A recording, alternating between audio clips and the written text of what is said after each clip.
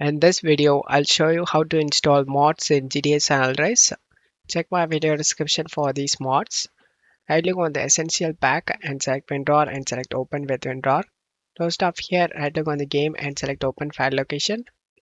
Before installing these mods, back up your San Andreas folder, copy and paste it in same location, rename it as backup.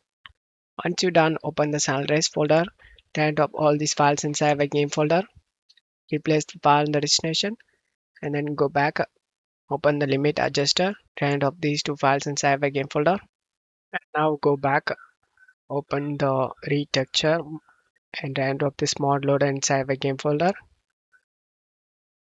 Go back, open the HUD, open the DK22, ENG, put it to SA folder, turn off these two files inside the game folder. Now find 14,000 KB file, right click, show more options, send it to desktop create shortcut, launch through this newly created shortcut.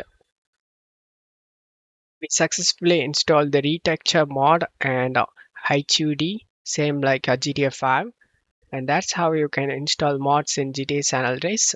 I hope this video helped you. If the video helped you, don't forget to leave a like and subscribe. Thank you.